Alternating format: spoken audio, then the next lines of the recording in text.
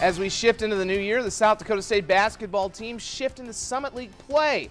The Jackrabbits opening on the road with a doubleheader at Western Illinois. The men tipping things off with a rare 4:30 start on a Friday afternoon. First half, Tevin King and David Jenkins Jr. working a little give and go. King lays it in. He had 10 points. SDSU gets the lead, and let's just say it would grow just a little bit. Jenkins was really going during the first half. He was 5 of 7 from 3, and all 23 of his points came in the opening half. Mike Dahm also doing Mike Dahm things. Nice hook off the glass. He had 15 points. SDSU already up 15. Newcomers look good, too. Alex Arians pokes it away for the steal. Teammates are calling for the dunk. It still counts as 2 nonetheless. He had 12 off the bench, and the Jacks cruise to victory 100-58 in their conference opener. The women's game following that, it's a battle of the last 2 Summit League Tournament championship teams. First quarter, Jacks get it around and into the corner for Tylee Irwin, who swishes the three-point basket to get the Jacks out in front. A little bit later in the quarter, SDSU kicks it to the other corner, where they find a wide-open Macy Miller. Trabian, she had 20 points, a team high. Madison Giebert also had 20. It was 25-16 Jacks after one. Second quarter, Riley Cascio Jensen inside to Aberdeen alum Peyton Burkhardt, who had 11 off the bench. And South Dakota State picks up the victory, 93-84. For 8 years, the Mike Miller Classic brought some of the country's best prep basketball talent into South Dakota. With the Mitchell native taking an assistant coaching job, though, at Memphis, the Classic was forced to get a new name.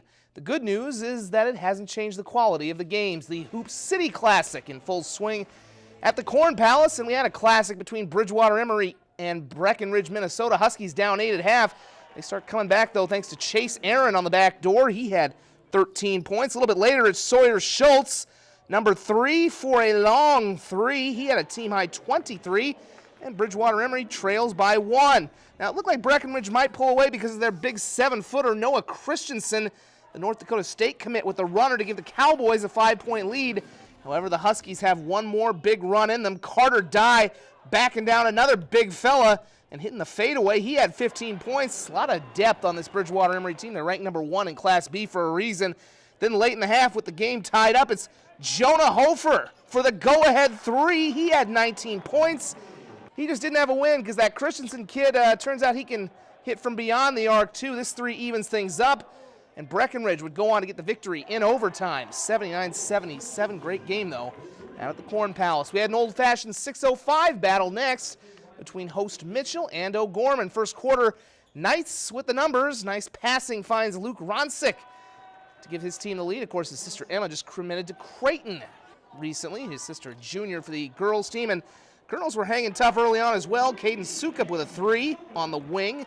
Mitchell trailing by just 2 after a quarter. In the second, O'Gorman starts to pull away in transition again. It's Okoye with the finger roll for 2 plus the foul. He had 12 points. O'Gorman up 4. And then it's going to be Ronsick once again. He led the Knights with 14 points as O'Gorman pulls away to get the big win, 67-43. Finally, defending AA state champion Yankton and Matthew Moores, our reigning athlete of the week, facing Dominican of Wisconsin. First half, nice driving runner by Rex Ryken. He had 11 points, and Yankton takes the 2-point lead. Chris Haynes Bucks with some nice defense here, eventually getting the steal, and it comes to Moores, who's just going to put on a clinic on this poor defender, spinning and scoring in the lane. Bucks go up by 2 again. Then the next time down, Moores, well, he's doing what his coach told us on Monday he does best. That's shooting. Spot up 3. He had a game-high 22 points.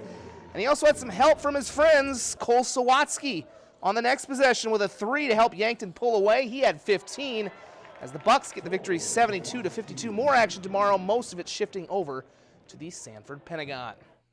Well, amidst the celebration of basketball in Mitchell comes some sad news. The South Dakota sports community is mourning the passing of longtime referee Colin Capitan.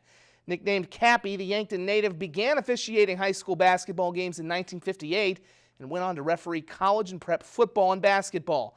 The South Dakota Sports Hall of Famer was also a sports writer for the Yankton Press and Dakotan and a columnist for the Missouri Valley Observer. In the NBA tonight, the Timberwolves, hosting Atlanta, trailed for most of this game. It was a wild second half, though. Robert Covington from beyond the arc to tie things up late in the third quarter. He had 28 points, and the Wolves were even heading into the fourth. It would stay that way for most of the quarter. Here comes Karl Anthony Towns off a nice pass from Saric for the dunk.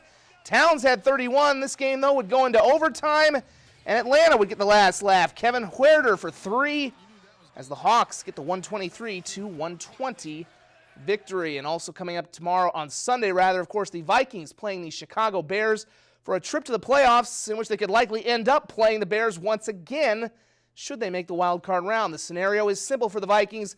Win and they're in the playoffs, lose, and they would need Philadelphia to lose at Washington. If Minnesota wins, there's a good chance they'll have to turn around and play the Bears again next week in Chicago in the wild card playoff. The key to beating Chicago, eliminating turnovers. They had 3 of them in their 25-20 loss back in November. We'll be back in 1 moment.